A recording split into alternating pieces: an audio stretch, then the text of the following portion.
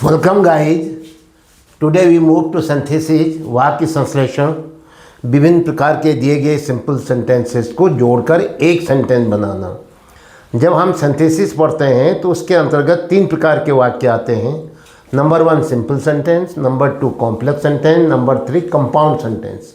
आज हमारा फोकस है सिंपल सेंटेंस बनाना। सिंपल सेंटेंस किसे कहते हैं? सिंपल सेंटेंस जिसमें एक सब्जेक्ट हो और एक वर्ब हो, उसे हम सिंपल सेंटेंस कहते हैं। सिंपल सेंटेंस बनाने के कई नियम हैं।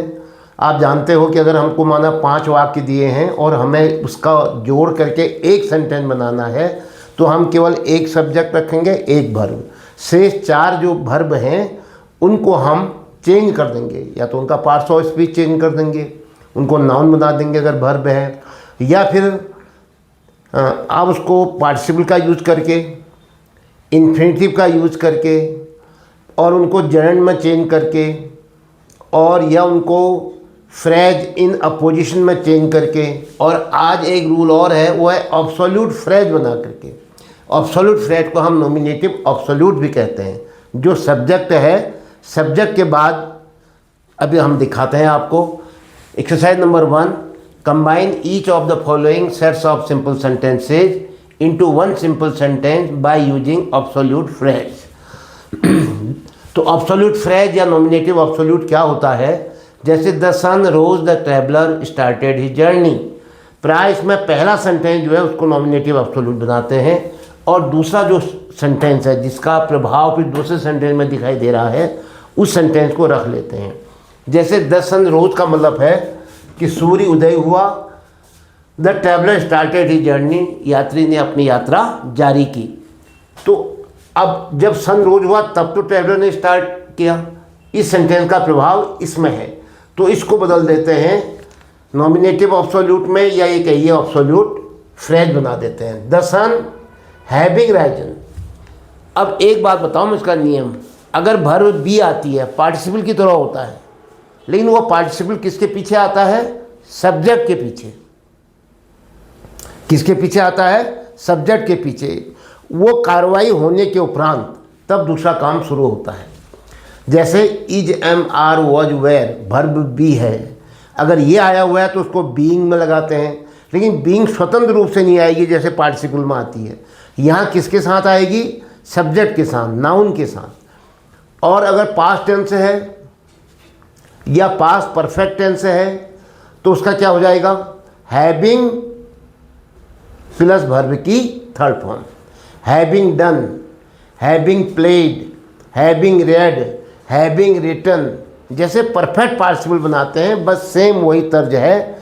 मैं यही कहूँगा परफेक्ट पार्टिसिपल बना देते हैं, लेकिन परफेक्ट पार्टिसिपल तो स्वतंत्र रूप से आता है, पहले बिना किसी नाउन या बिना किसी सब्जेक्ट के आता है।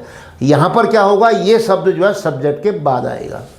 अगर पैसिव वॉइस में है, वॉज रिटन है, हैड बीन डन है, हैड बीन रिटन है, हैड बीन प्लेड है, तो वहाँ पर क्या करेंगे हम? Having plus have been, having plus have been plus verb की थर्ड फॉर्म पैसिव वॉइस में। अगर एक्टिव वॉइस में है, पास्ट टेंस, पास्ट इंडेफिनिट है या पास्ट परफेक्ट है, तो क्या करेंगे? हैविंग प्लस वर्ब की थर्ड फॉर्म आएगा। किसके साथ? सब्जेक्ट के साथ आएगा। किसके साथ? नाउन के साथ। क्लियर हो गया? अगर ये स्वतंत्र रूप से आता था तो हम क्या कहते थे इसको?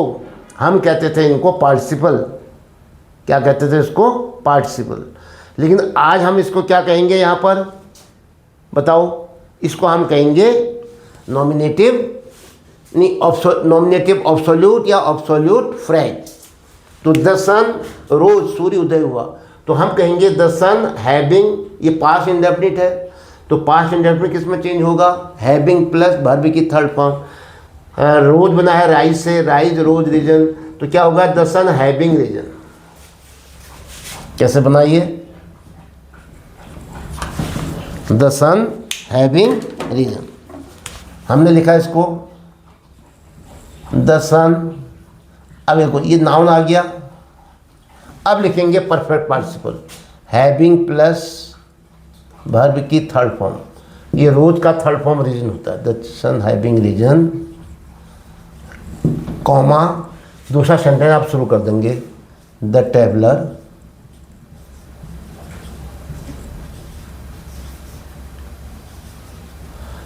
Traveller started his journey.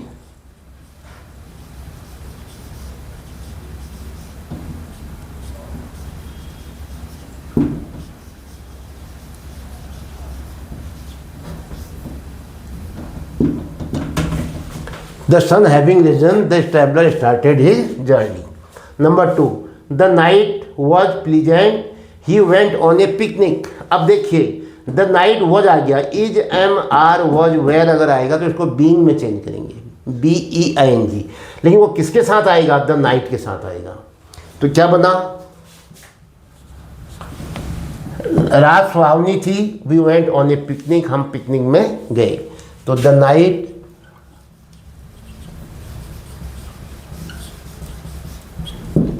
being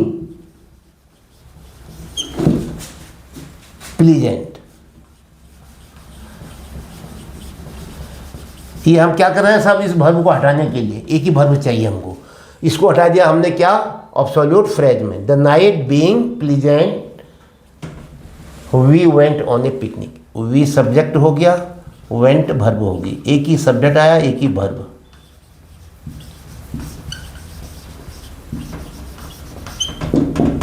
next, क्या अर्थ हो गया? रात सुहावनी होने से हम पिकनिक गए। Next, the exam finish, the school closed. पहले एग्जाम फिनिश हुआ तब स्कूल क्लोज हुआ, इसलिए इसको बनाएंगे हम एब्सोल्यूट फ्रेज। द एग्जाम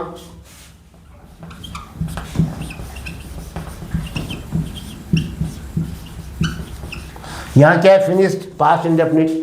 तो क्या बनेगा? Having plus third form, finish, finished, finished. The exam having finished, the exam having finished.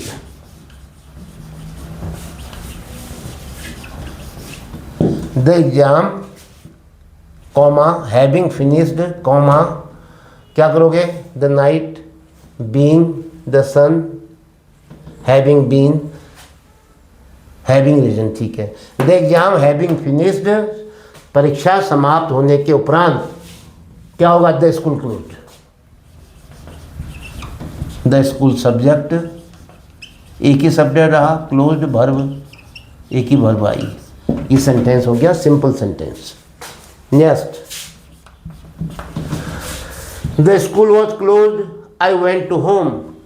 अभी यहाँ पर वॉज आ गया, देखो ये वॉज क्लोज्ड, वैसे तो ये पास्ट इंडेफिनिट है, लेकिन किसमें है? पैसिव वॉइस में है। तो क्या होगा? The school having been closed होगा। हैविंग प्लस थर्ड फॉर्म आनी चाहिए थी ना। आपको कैसा तो इज एम आर वॉज वाला है, नहीं, ऐसा नहीं है ये, क्योंकि ये एक चीज़ है। देखो वॉज क्लोज्ड जो है इसका मतलब हुआ क्लोज्ड, क्लोज का पैसिव होता है वॉज क्लोज्ड, तो इसलिए इसको पास्ट इंडेफिनिट बोलोगे पैसिव फॉर्म में। तो क्या बन जाएगा? वहाँ तो हैविंग क्लोज्ड होता था, अब हैविंग बीन क्लोज्ड हो जाएगा, बीन लग जाएगा। द स्कूल बिना इसके नहीं बनेगा, ये नाउन के, बिना सब्जेक्ट के। इस सब्जेक्ट के बाद लिखेंगे, वर्ब को चेंज कर देंगे, किसमें? एब्सोल्यूट फ्रेज में। क्या होगा? Having been closed comma the school having been closed, I went to home.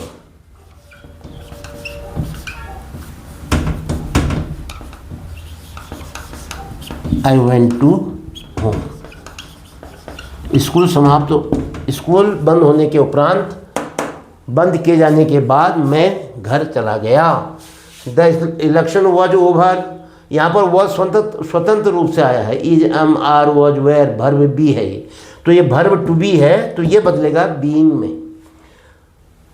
It started counting, पहले ये काम हुआ फिर ये काम हुआ, तो इस काम के बाद ये काम हुआ, तो इसलिए इसको बदलोगे किसमें? एब्सोल्यूट फ्रेज में या नॉमिनेटिव एब्सोल्यूट में। द इलेक्शन जरूर लिखोगे, नाउन के साथ होगा वो।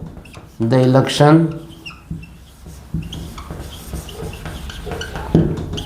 बीइंग, वॉज किसमें बदल जाएगा? बीइंग में, क्योंकि वॉज जो है वर्ब टू बी है। द इलेक्शन बीइंग, बताइए, ओवर, बीइंग ओवर, लीजिए the election being over it started counting, क्या करोगे इसके बाद, इट स्टार्टेड काउंटिंग, आई छोटा आएगा small, it started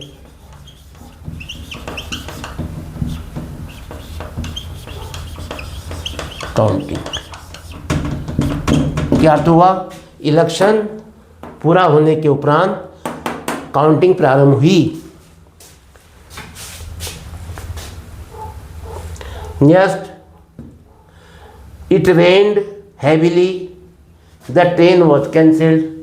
it rained past indefinite है, तो पास्ट इंडेफिनिट किसमें चेंज होगा, आपने कहा था किसमें होगा, परफेक्ट पार्टिसिपल में, having plus third form, rained rained rained, having rained, it rained heavily का क्या हो जाएगा, it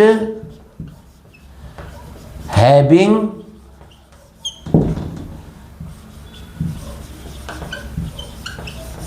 rained heavily, it having rain heavily क्या है, द ट्रेन, ये सब्जेक्ट बना, वॉज कैंसिल्ड, ये वर्ब होगी वॉज कैंसिल्ड पैसिव में,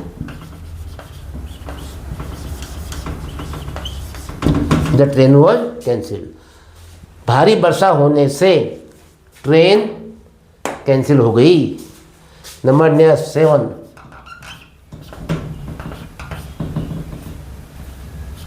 क्या है, India had won the match, देखो हैड वन पास्ट परफेक्ट, तो क्या होगा यहाँ पर भी, हैविंग प्लस वर्ब की third form, India having win won ही होता उसका भी, having won the match they celebrated victory, तो क्या कहोगे, भारत के मैच जीतने पर, तो इंडिया के बाद हैविंग वन होगा, वो वर्ब नहीं हुई, वो क्या हुआ, वैसे तो परफेक्ट पार्टिसिपल हुआ, किस रूप में यूज किया, ऑब्सोल्यूट फ्रेज के रूप में।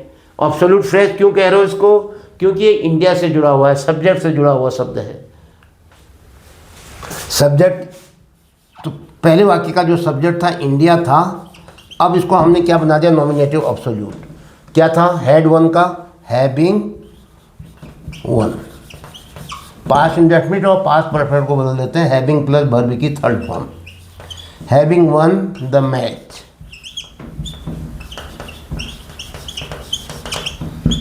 लीजिए having India having won the match, ये सब पूरा ही जो है क्या बना, अब इसको ऑब्सोल्यूट फ्रेज कहोगे, India having won the match, Bharat के मैच जीतने पर, दे सेलिब्रेटेड विक्ट्री, दे सब्जेक्ट, सेलिब्रेटेड वर्ब,